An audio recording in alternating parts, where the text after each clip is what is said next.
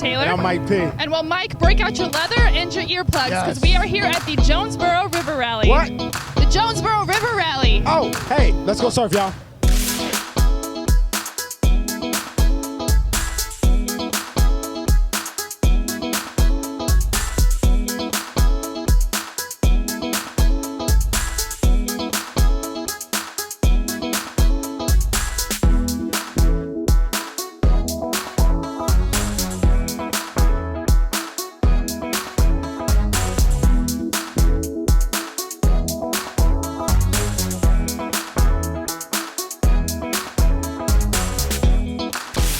I'm here with Scott, our good friend and host of Steel Horse Thunder. We're at the Jonesboro River Rally, and I want you to break this down for me because I'm a little overwhelmed right now with everything that is going on around us.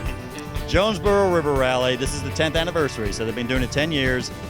Jonesboro is about 2 blocks of cobblestone street, it seems like. You know, it's a tiny, tiny little town, but the last weekend of September, everybody makes their way here with the motorcycles. And as you see, there is thousands of people here, and to me, this is the best rally in Indiana. It's family oriented. You'll see kids out here.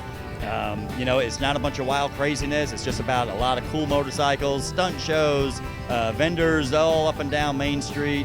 You know, the bike show here is amazing. And for myself, I'm around motorcycles all the time. Here at Jonesboro, we take a walk 1 block and you go over a pedestrian bridge and there is a huge car show going on, the Ducktail Car Show, which is one of the bigger car shows in Indiana, all going on the same weekend. So, I mean, if you get bored here, you got problems. Looks like you won, man. That's right. So tell me what they gave you. Well, they gave me, this is a handmade trophy there, one of a kind there. So it's not a mass-made trophy that they get at the shop. When I figured how much money I put in the bike, it would have been cheaper for me to go to the trophy shop and buy them myself. But Matt, the gentleman here, very much responsible with the design we had for building the bike. He's a builder for Bad Dad. So I thank him as much as anybody for the validation on the design of the bike. Hey, so when you were ready to put this bike together, where'd the inspiration come from, man? The inspiration comes from a few places. You know, our company's filled with design guys, and then we've got great customers like Dave Johnson who come in and they give us a direction, and we focus as much as we can on our customers' direction to get them exactly what they want. So it's definitely a combination of good customer service with us and great customers. I am with Austin and Tim. You guys have brought a couple goodies for us here today. What are you showing off? I have a 71 Chevy truck. It's injected. I have the 62 Ford Galaxy 500. It shoots fire. It's all old school, no injection. So I'll be in the regular old school class. And we're just here to have fun and get a little rowdy, I guess, at times. You guys are so nonchalant about the fact that these things shoot fire. I love it.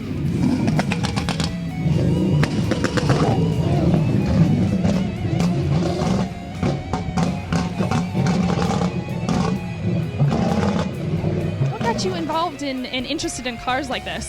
I guess like playing with fire. Pyrotechnics here? Oh yeah.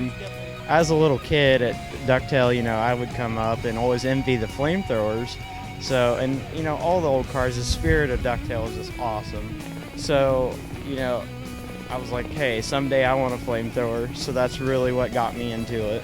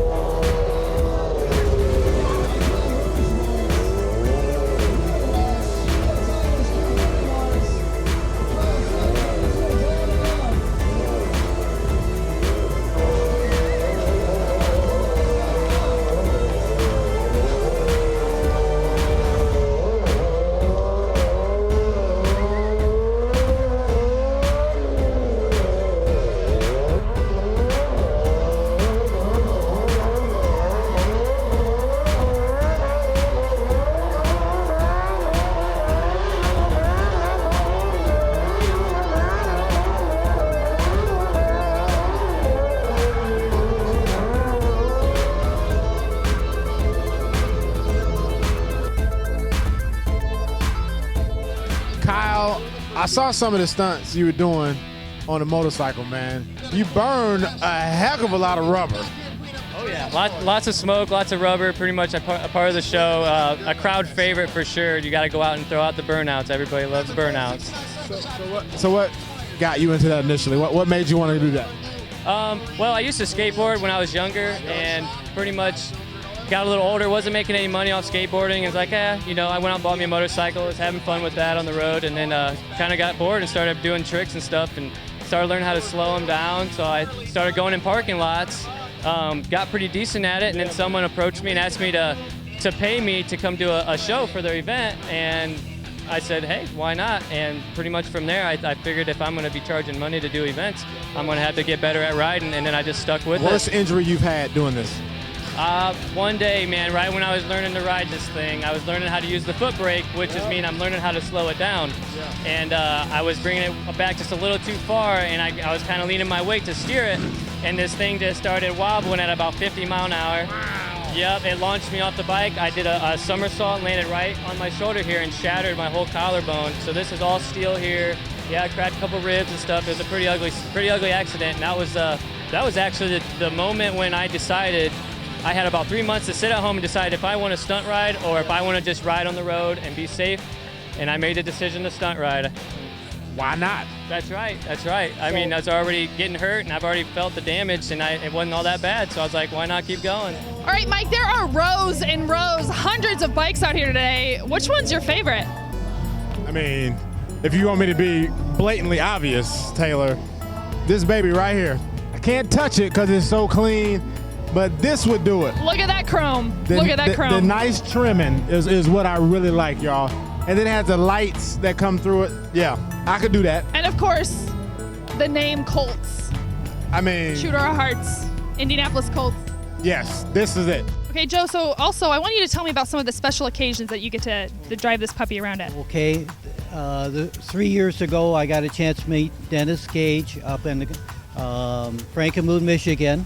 Got a chance to meet him and get a picture with the car. That was a thrill. And I've been invited down 3 years in a row to Comerica Park in Detroit for their special car show, and it's invitee only. And that's been marvelous. And now, how recently has this been restored, or what work has gone into it over the years?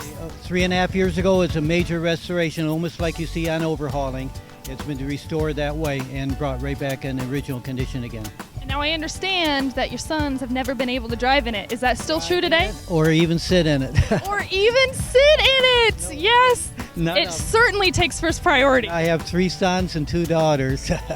What kind of grief do they give you about that? None at all. They're fine with it. They completely understand, Dad. Yes, Taylor. Well, that's wonderful. Thank you so much, Joe. You're welcome again. What made a girl want to have a tricked out 67, and she called it the curse that throws flames out? Tell me.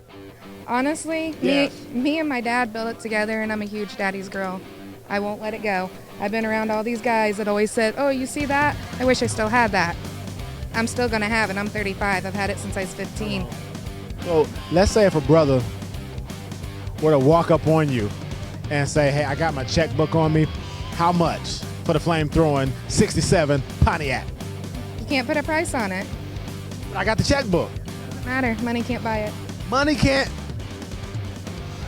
It's time with my dad. It's time with my kids, with my dad. It's a reminder of you and your pops. We've seen some beautiful cars, beautiful bikes. Now all we need is a beautiful sunset in which to ride off into. Yes. Jonesboro River Rally. You've been surfed, people.